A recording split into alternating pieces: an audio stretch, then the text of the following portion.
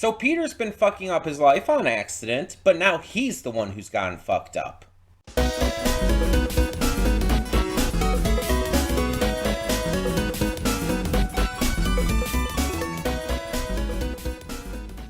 Hey everyone, welcome to Prince of the Gang. I'm your host Connie, and today we are here with my blind reaction to, let me make sure I get this episode number right.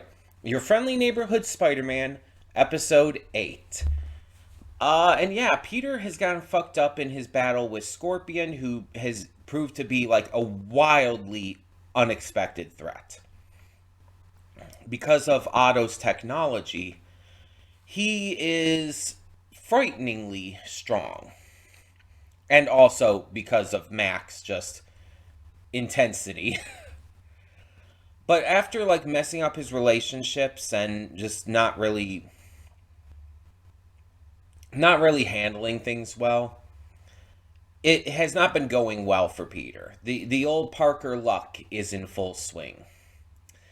However, on the other hand, Nico and Harry are connecting. That it is actually working out for them. And that's great, but Nico, as she stated, is still not ready to forgive Peter just yet, which is entirely fair. So now it's a matter of, like, what's going to happen when both of them find out about what's happened with Peter here? What's going to happen when Norman finds out? Because, like, well, Norman knows now. Yeah, because he sent the glider and all, the goblin glider, which caught me very off guard that we have that. Definitely setting up for Norman's transformation. What's going to happen when Aunt May finds out? There's a lot of questions in regards to this. And how is this going to be explained to people who don't know? A lot of questions here. But I'm very excited to find out what ends up going down. Because, like, this is very much like revealing his identity to others, like, really quickly. Like, a lot quicker than, like, the MCU did, obviously. But, well, the mainline MCU films, to specify. Because this is part of the MCU. But it's also a matter of he's kind of needed to reveal this in some ways, and then has just been kind of forced to with others, and then of course some of them just kind of happened. So what do you do in this situation? I'm curious to see. Like, I say we just get into this and find out. So, oh, and I also want to mention before we do, we also see that Lonnie is completely investing himself in order to, protect others, including his family and Pearl. He's completely investing himself into the gang and is even trying to push Pearl away to protect her. Because he obviously cares about her greatly. So his transformation is going to continue to be very tragic. But we'll see how it ends up going. So for the time being, let's get into this and hope for the best. Hold up just a sec. Before you click that link down in the description below to get to today's video, I want to remind you of all the awesome content we have both on this channel and the Princess of Gaming channel. Let's check it out.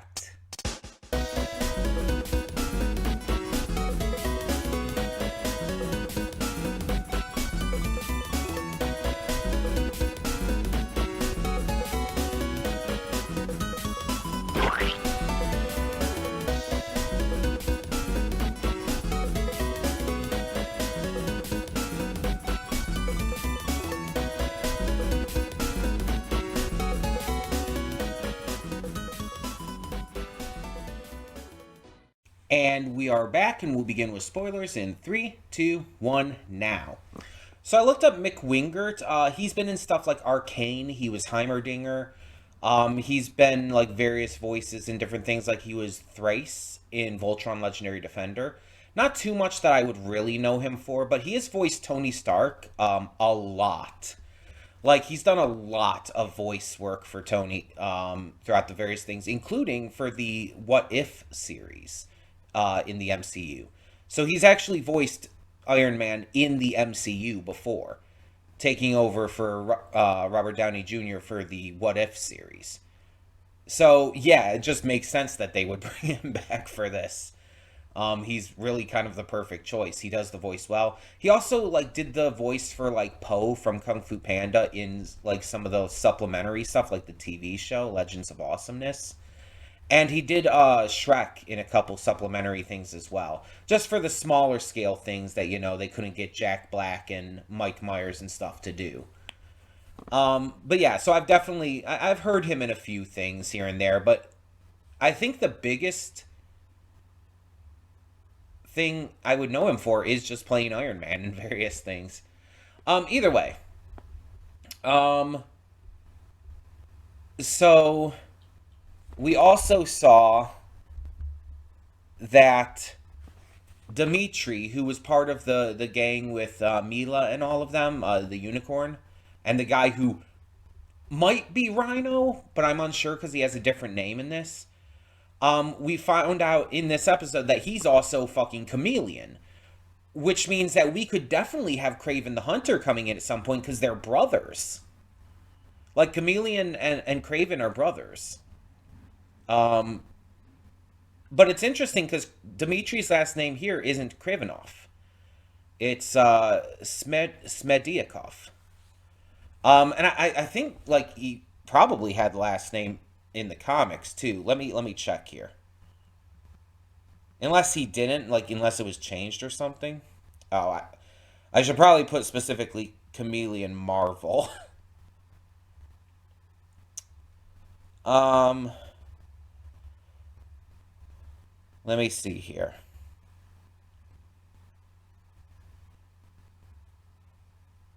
Oh no, Smedyakov is his last name in the comics. Okay. Interesting. So he goes by a different name then. Because Kraven's full name is Sergei Kravenov. Kraven comes from his last name, Kravenov. So I think they're half brothers, so maybe that's why. I think it's that they're half brothers. So okay.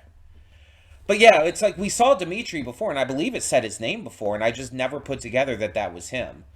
Um, Apparently their entire gang are just like various villains. And of course we have other villains in this who just aren't villains yet, like obviously Norman and Dr. Connors and whatnot. Um, but yeah, this is just a wild, sudden inclusion to have him be revealed to actually be Chameleon. Um, that's very unexpected. Um, there's a lot to talk about. Obviously, we didn't get the resolution with Peter and Nico yet. I think we might not get that until the final episode. But we had some stuff with Peter and Aunt May that was really touching, really great. Stuff with Peter and Norman that was literally the opposite. It was very, upsetting and not great. Though Harry was helping him and even helped him develop the full the classic Spider-Man suit we typically think of. But we're basically on the path to where Peter is absolutely going to leave Norman's side here.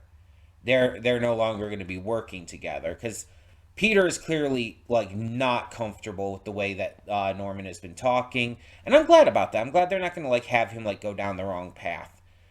Interesting though that the opening to this episode like had to end with like the Spider-Man 2 reference because Peter didn't stop being Spider-Man in this. He just didn't, wear the outfit this episode because he couldn't. The outfit was destroyed.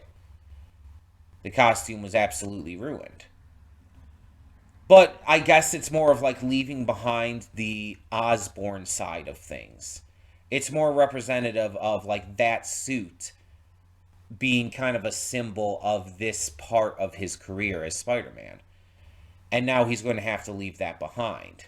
He's going to have to become the Spider-Man he wants to become. And so that's what it's more representing. Which, I like that. I like it's more of a symbolic thing this time instead of literal.